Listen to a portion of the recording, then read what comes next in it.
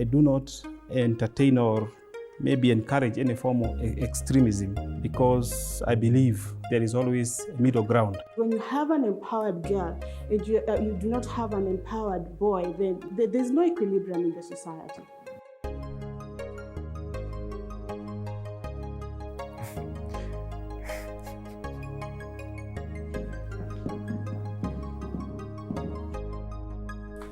I think the person who asked you out on the date should pay for the date. It's the rule of the thumb. Yep. I also think you can split. Man, we live in times where you probably have the same struggles. I'm assuming you're dating someone that is relatively within your age group. So therefore, if you don't take that approach where whoever invited the other is paying, then split the bill. I personally would not allow a woman to pay if I have something in my pocket. I personally would not, as courtesy or chivalry, whatever you want to call it. Yeah. But what is happening in our societies is that these things are being normalized. They're not choice anymore. It has to be, this is what it is, and you have to conform to it. But it's a form of me showing you, because I've asked you out on a date, it's me showing you that I value you, and that's what kind of human beings used to show each other value. My advice is carry your own money. Personally, I have bailed out a girl who was my employee. After ordering for the drinks, expensive drinks and food, the man just vanished. So the girl called me. I have also personally billed a friend of mine, called a lady for a date. Of course, she arrived earlier, and she asked for a very expensive drink. I think it was 2,000 shillings.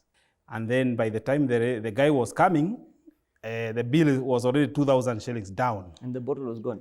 It was gone. And it was like, these waiters, sometimes like they are hell-bent, they are sent by the devil. They come and ask, do you want more? But we also have to probably teach our younger generation about dating etiquette. Like somebody calls you for a date and you're going to pick the most expensive wine. You're not sure about the finances of that person. I think it's callous. And I think also money is power. Yeah. And the imbalance that we're talking about, for example, a man will expect you to sleep with him because he bought you a drink in a bar. Yeah. That is power. And that power imbalance leads to situations like sexual assaults or emotional abuse. Just so many things, So I think the more empowered we can be. Yes.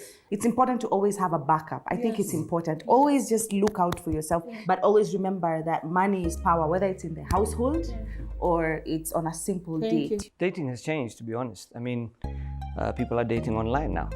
Who's paying on the Wi-Fi?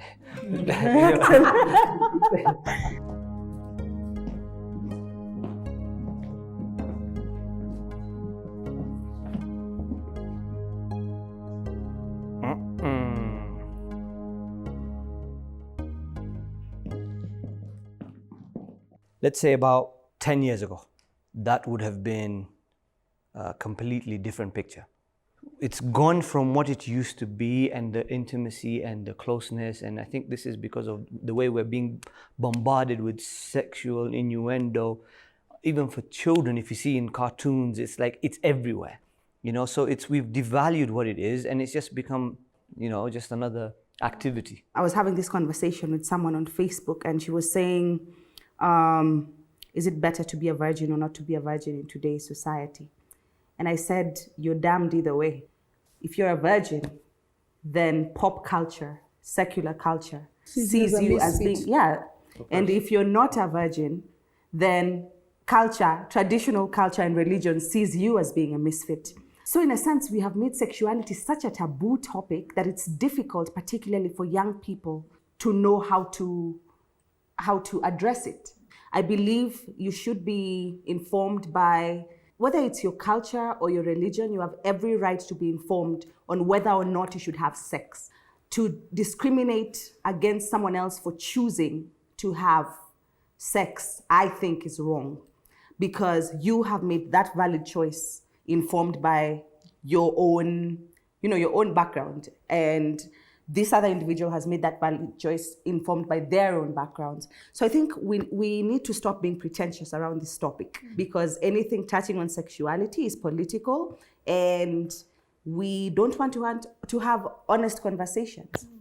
Again, because of our history with polygamy, men who have more sexual partners, it's almost something normal. If it's a woman having more sexual partners, then now she's actually even a threat. Huyo ni malaya, she's a prostitute, she sleeps with many men. Some words, man, you know, some words we label. But for a man, even when he is in a monogamous relationship, there's a level of allowance we have even when he cheats. And it's from the same thing she's saying. We're not honest about these issues. I mean, growing up in the home I grew up with, again, we watched The Bold and the Beautiful and these telenovelas that came. And I mean, those are the first sex scenes I saw, like people kissing and, you know, all of a sudden the room is dark and people are going somewhere. And then what does your mother do? Like, yo, it's time to go sleep. There's some weird energy just comes from nowhere and everybody's now uncomfortable and now you can see eyes going here and there and everything. So all of a sudden you're 15, your body is going through changes you don't even have any idea how to relate with.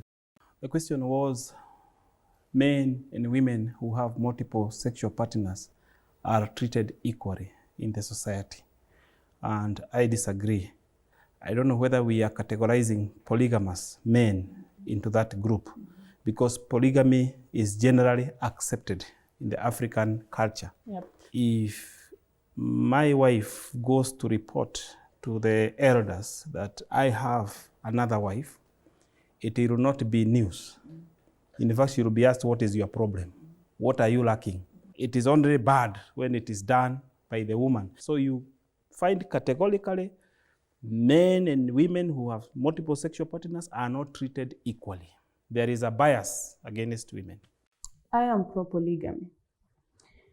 Because polygamy is more than just a man having more than one sexual partner. Polygamy in its purest form was not just a man having the privilege of sleeping with more than one woman. My community is very much, even to this point, rooted in polygamy, and in some way it has allowed kids to grow up in a family setup. So let's differentiate between polygamy and a man just being amorous out there. And of course, that does not negate the fact that when it comes to a woman, it's seen differently. And that does not mean that if I acknowledge that women are treated differently, then I support a woman having multiple sexual partners, just the same as I do not agree with a man having multiple sexual partners outside the context of marriage. When you're talking about these things, we have to dig in the nuances and this different issue within the different contexts. I'd like to thank everybody and you guys. I have actually learned. My wife thought this was going to be a train wreck, but I'm glad. I think she'll be happy that I have been in the middle of such enlightened people. Thank you. Thank you.